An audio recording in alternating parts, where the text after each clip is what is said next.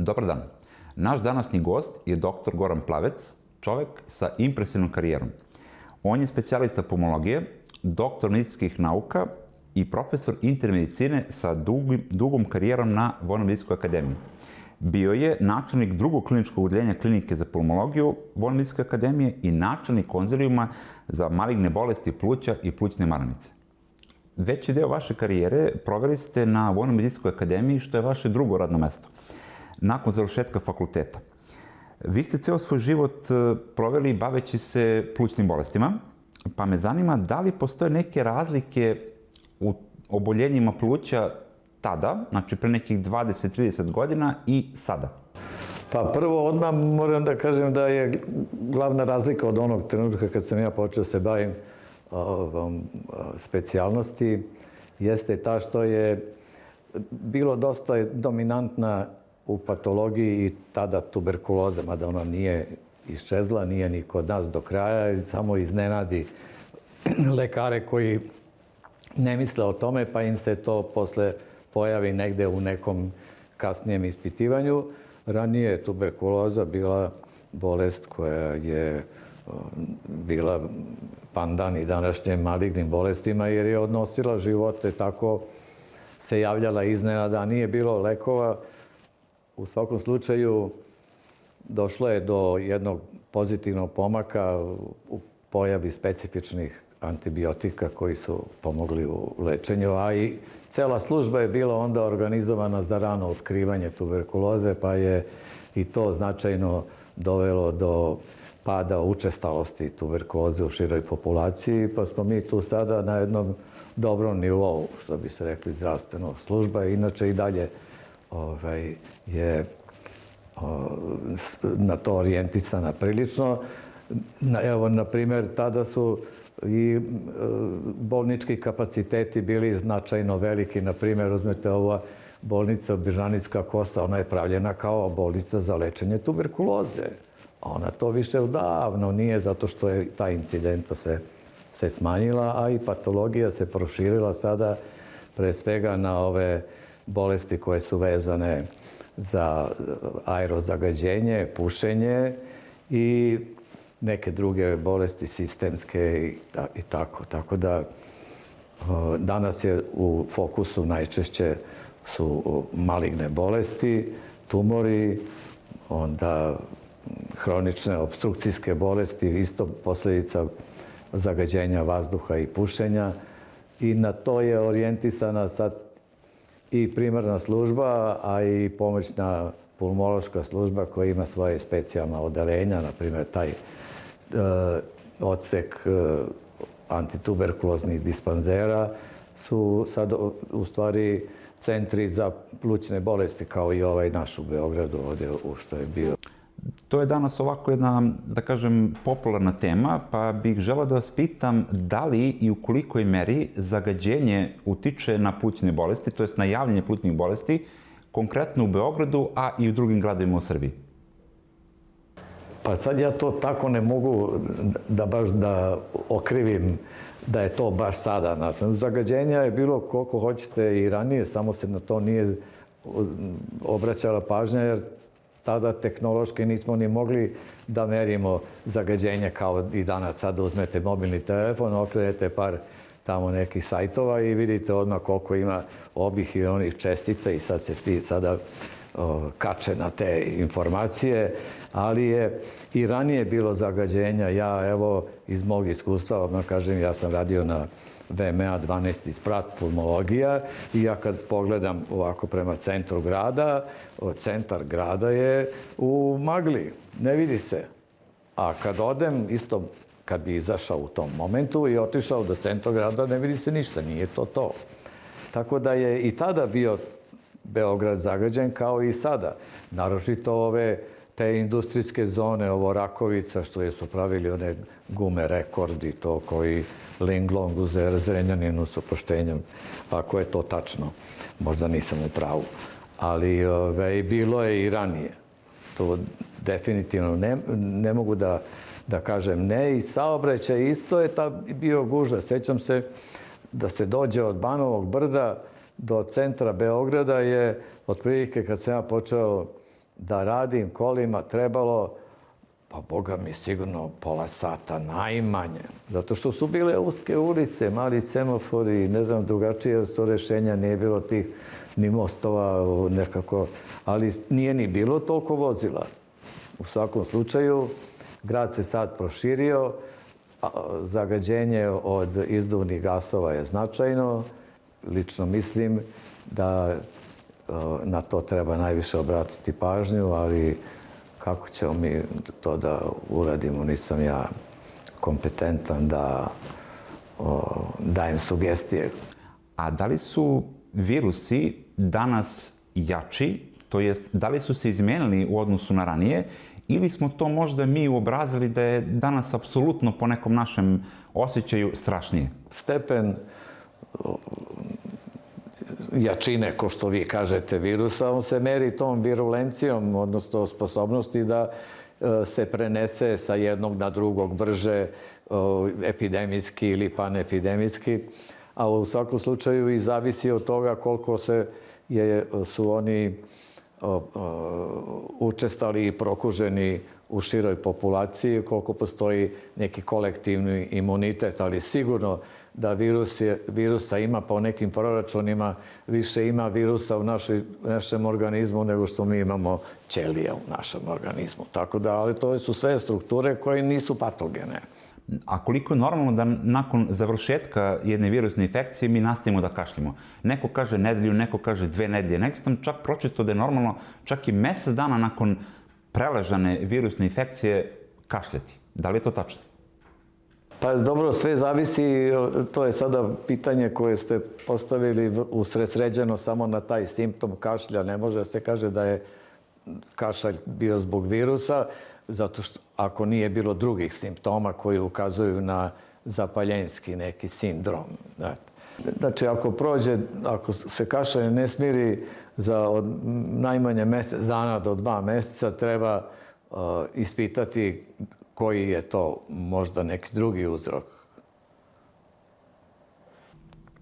A kada već govorimo o kašlju, kada on kreće da pali alarme? Da li postoji bezazlen kašalj ili je svaki kašalj razlog za uzbunu? Jeste, naravno da je stvar za uzbunu i onda treba tome prići multidisciplinarno, zato što zamaranje može da se pojavi i zbog, na primjer, hematoloških poremećaja nekih, kao što je anemija, koja ima neki svoj uzrok ili ne. Može biti zbog poremećaja srčanog ritma, na primjer, i to treba onda ispitati sa kardiološke strane. Može biti zbog plućnih problema, zbog, na primjer, plućnog infarkta ili embolije i to treba ispitati na neki način. Znači, treba usredsrediti se na neke te glavne moguće uzroke koji su doveli do tog osjećaja nedostatka vazduha, teškog disanja, brzog zamaranja. Tako, ako je u pitanju plućni uzrok, onda tu bi obratiti da li ima simptoma koji mogu da alarmiraju plućnu bolest, to je znači pojačano iskašljavanje, onda neko sviranje u grudima, bolovi u grudima, iskašljavanje krvi, tako. Onda treba se obratiti pulmologu. Ako je, na primjer, kardiološki problem, tu obično ide sa lupanjem srca, poremećajem ritma, ubrzanim pulsem i tako bolovima koje idu u rame i u levu ruku. To onda se treba obratiti kardiologu, a ako postoji neko bledilo i tako, na primjer, to može bude i iz fizioloških razloga, kao što su, na primjer, učestalne i teži menstrualni ciklusi kod ženskih osoba i onda je taj gubitak i nemogućnost da se nadoknadi prirodnim putem taj gubitak krvi za kratko vreme i to može da dovede isto onda pacijenta kod prvog ginekologa, pacijentkinju naravno, ili kod hematologa kad onda treba da se istraži hematološki možda mogući problem. Kada se, na primjer, penjemo, to jest hodamo u stepenice, dah je plitak, krećemo da se zamaramo. Da li je to ozbiljno i da li treba da brinemo? Danas su Znači, dve grupacije, to su hronične opstrukcijske bolesti pluća, u njih spadaju bronhijalna astma, emfizem pluća, hronični opstrukcijski bronhitis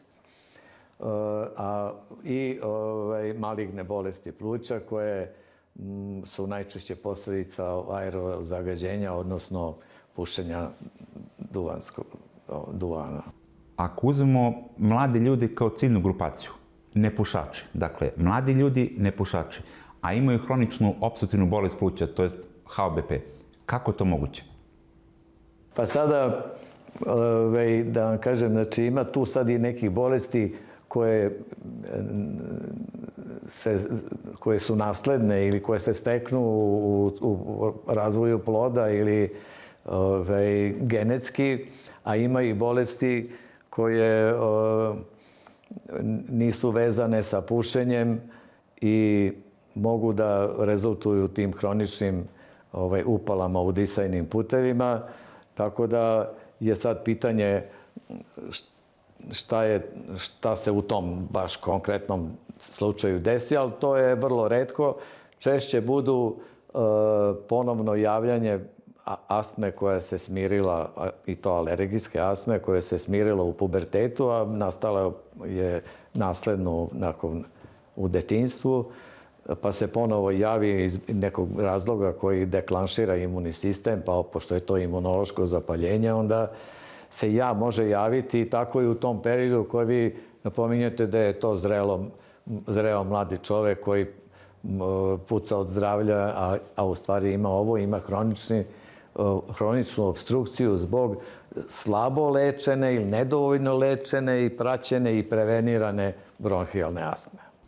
Danas je to, nažalost, veoma popularno i trend, a mene zanima koliko su zapravo opasne elektronske cigarete, to jest današnji popularni vaping. Nisam imao ličnog iskustva da mogu da procenim šta je, ali studije sve najnovije ukazuju da su te veštačke cigarete još uticajnije u nepovoljnom smislu na disajni puteve nego pušenje duvanskog dima. A kako je vaše mišljenje o kubanskoj vakcini? Da li je to mit, revolucija i da li danas postoji nešto što je još bolje od te kubanske vakcine? Vi mene sad pitate za lečenje malignih bolesti pluća. Kubanci su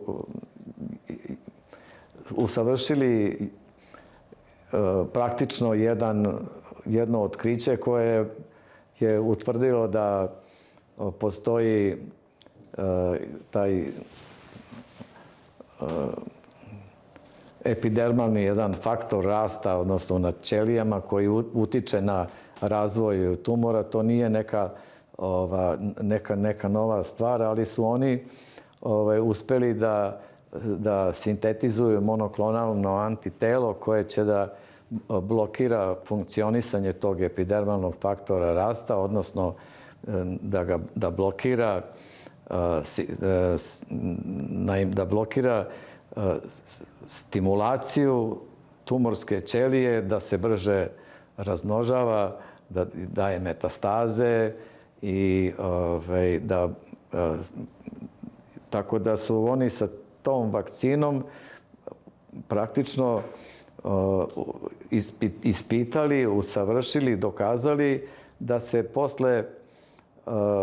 se može primeniti ta vakcina kod pacijenata koji su već prethodno lečeni nekom vrstom, nekim oblikom antitumorskog lečenja, da li zračenjem ili citostaticima i koji je dovedena u stabilno stanje, da sa tom vakcinom održe to stabilno stanje u takvom obliku i duže vreme nego do možda ponovnog javljanja tumora kad se on, što bi rekli, ponovo probudi.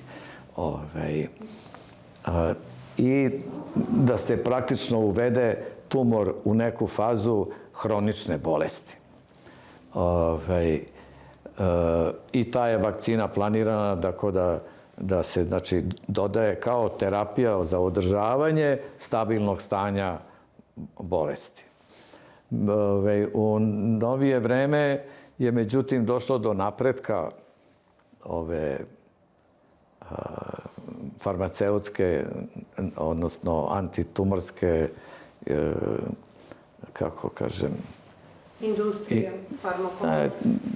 Znači, mnogo se polaže na to, pogotovo farmaceutska industrija polaže na ispitivanje novih načina lečenja tumora, savremenijih i u tom smislu da se dođe do lekova koji mogu da omoguće praktično da sam organizam svojim imunološkim sistemom napadne i ukloni tumor koji je, ili da ga uništavajući dovede u neko stabilno stanje i te terapije su danas vrlo prisutne i već su dokazane da su efikasne u određenim okolnostima i određenim slučajevima pod nekim uslovima koje moraju da se dokažu laboratorijski i tako. To je vrlo jedan komplikovan proces, ali je već to ušlo u praksu i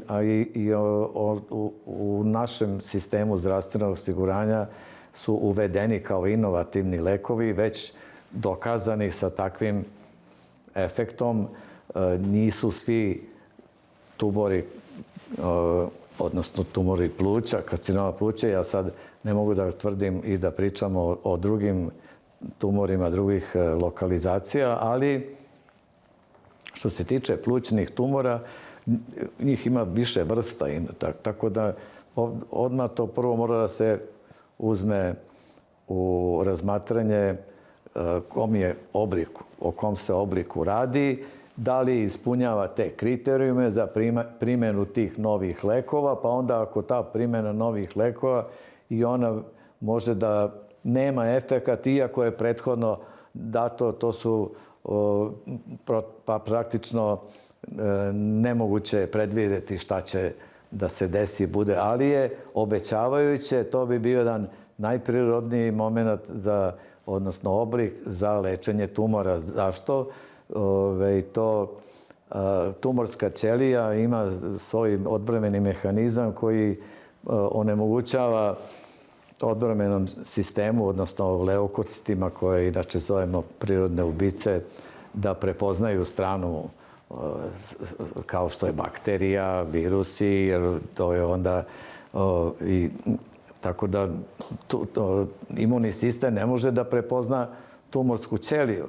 Sada ti lekovi, oni blokiraju taj odbrambeni mehanizam tumorske ćelije i ona sada postaje vidljiva za te naše policajce, s oproštenjem, ako mu tako da kažem. Tako da on može da proizvede efekat nestanka tumora time što će ga naš imunni sistem ukloniti. O tome ima mnogo već sada podataka u literaturi. Radi se na tome, mnogo se radi i ulaže i moram priznati da sam zadivljen svime time što se dešava, obzirom na načine i metode koji su bile na početku kad sam ja počeo da se bavim. A koji je recept za zdrava pluća? Kako da imamo prevenciju plućnih bolesti? Pa evo, ono što čovjek može da uradi za samog sebe, to su dve stvari. Prvo je da ne puši cigarete, a druga stvar jeste da ide na neke redovne kontrole, sistemske. Razumete? I ako ne puši cigarete, da ide na kontrolu. Pa evo, na primjer, to je na početku smo pričali o tome kakve su bile onda, pušim kako je sada, pa sam napomenuo da je onda bila tuberkuloze i da je bila ta služba koja je rano otkrivala tuberkulozu. Bilo je sistematsko radiografsko snimanje,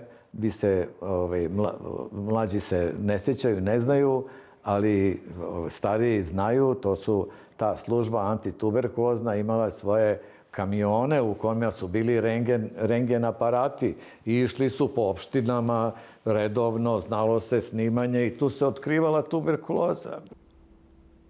A kada je reč o nama nepušačima, da li treba da budemo uljuljkani i da ne idemo na sistematske preglede ili ipak preporučujete da i mi koji ne pušimo ipak trebamo jednom godišnje ili koliko god često to bilo potrebno ići na te redovne preglede?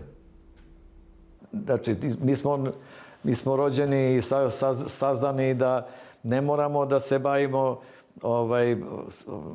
nekom odnosno fiziologijom ili poboljšanjem nečega što nam nije dobro, onako kako smo stekli svojim rođenjem. Znači, ali je sigurno da u slučajevima kada postoje neke otežavajuće okolnosti, kao što su, na primer, poremećaji u koštorno-zglobnom sistemu, kriva kičma, upupčena grudna kost, da se to nešto mora poduzeti. Ovo se može rešiti hirurški, ono se može, kriva kičma isto, da bi se povećao kapacitet, isto tako rešiti. I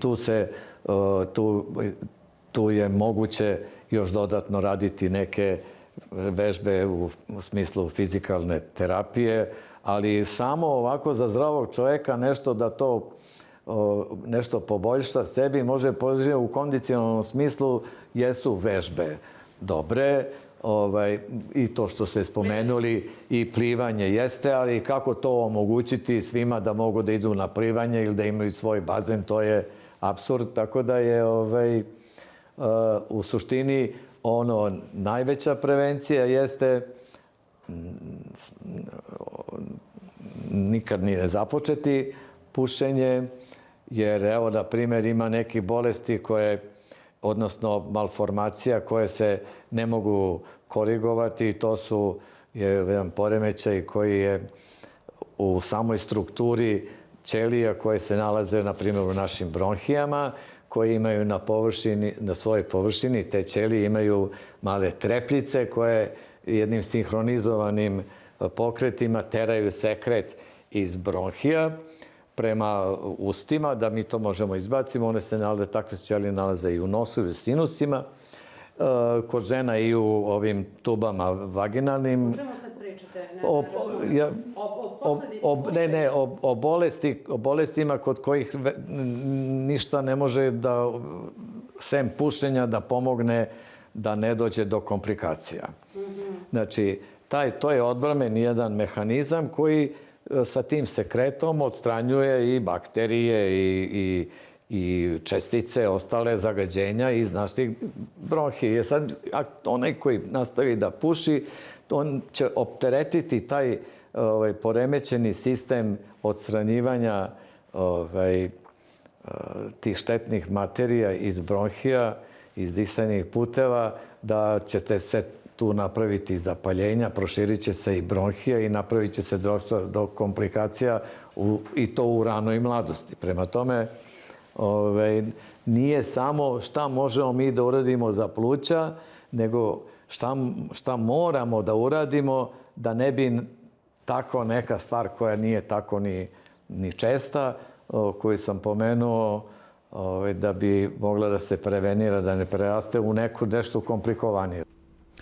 A po vašem mišljenju, da li postoji korelacija između zdravih pluća i vremena provedenog u prirodi? I kako je otprilike taj odnos? Koliko to utiče jedno na drugo? Pa naravno da pomaže, svaka akcija u tom smislu za onoga koji misli o sebe je dobra, da napusti zagađeni prostor na kraće, duže vreme, ukoliko postoje mogućnosti da to sebi neko priušti, jer ako čovjek ne misli o sebe, drugi neće. Tako da je odlazak u prirodu vrlo značajan. A kada je reč o suplementaciji, da li i koliko verujete u to ili ste ipak više poklonik, da kažem, u prirodnih izvora vitamina? Pa ja verujem u prirodne izvore vitamina. voće, sveže, povrće, sveže, sad koliko smo mi u mogućnosti da to sebi obezbedimo, to je sad druga priča, ali sigurno je jedno da je ovo što je dodato kao suplement, da li to sve tako kako piše na deklaraciji, to sada je opet pod znakom pitanja, ali dobar pijac para vredi. Da li onda možemo ovako da izvučemo neki zajednički zaključak da nepušači imaju manju šansu, to jest manji rizik da obole od plućnih bolesti? Znači ovako, rizik od dobijanja karcinoma pluća sa pušenjem raste geometrijskom progresijom posle 20 godina pušenja jedne kutije cigareta. Ako bi sada recimo vršili neko poređenje između zagađenja i pušenja, a morate izaberete jednu stvar, šta biste rekli, šta je štetnije po pluća? Zagađenje ili pušenje? Pa oni to obično je udruženo sa pušenjem. Ali je sigurno da populacija koja živi u ovako zagađenom gradu kao što je Beogradu, da je život u proseku kraći. Zašto ovi Norvežani i Šveđani žive u proseku po 85 do 90 godina? A koje su vaše preporuke kada su u pitanju antibiotici? Zato što nekako mi se čini da sada prečesto pribegavamo upotrebi antibiotika, dok recimo iz svog ličnog života poznajem i ljude koji ih nikako ne uzimaju. Pa me zanima otprilike koja je neka zlatna sredina kada su ti lekovi u pitanju? Pa ne mogu ljudi da, znate kako to, mi smo tu još uvek malo kaskamo za sa propisima, ali nemoguće je u dobro kontrolisanoj zdravstvenoj službi da pacijent ode i da kupi antibiotik. Ne može. Samo uzme. Mora da ide kod lekara, da on njemu preporuči ako treba. Ne može, kaže, molim te, napiši mi antibiotik. Ne može, zato što primjena antibiotika dovodi do rezistencije učestalih tih najčešćalijih respiratornih bakterija, koji, znači, to znači da nisu osetljivi na antibiotike koji se najčešće koriste. Znači, to ne sme da se radi. Zašto? Zato što antibiotici onda i drugim patogenim organizmima u našem organizmu omogućavaju da bujaju, kao što je, na primjer, gljivične infekcije, kandidijaze, razne. Onda poremeti se crevna flora, a poznato je da je funkcionisanje, na primjer, flore u našem debelom crevu vrlo značajno za različite funkcije imunološkog sistema. Tako da upotreba mora da bude svedena na stvarno onda kad je potrebno, kada nema, na primjer, kod respiratorne neke infekcije,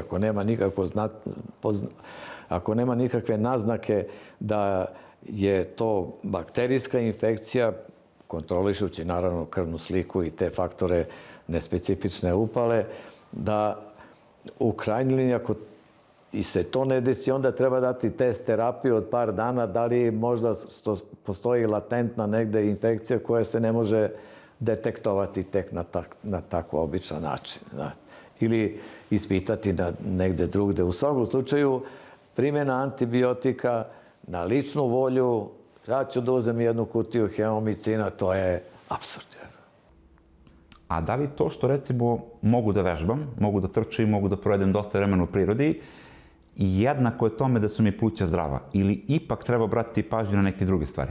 Slobodno trčite dokle možete, dokle vam guber pruža, tako je, sve možete dok vas ne zabole noge i tako, ali u svakom slučaju, ako čovjek ne misli na sebe, drugi neće. Doktore, hvala vam puno na vašem gostovanju i vidimo se u sledećoj emisiji, to je podcastu Zdravlje bez filtera. Ćao!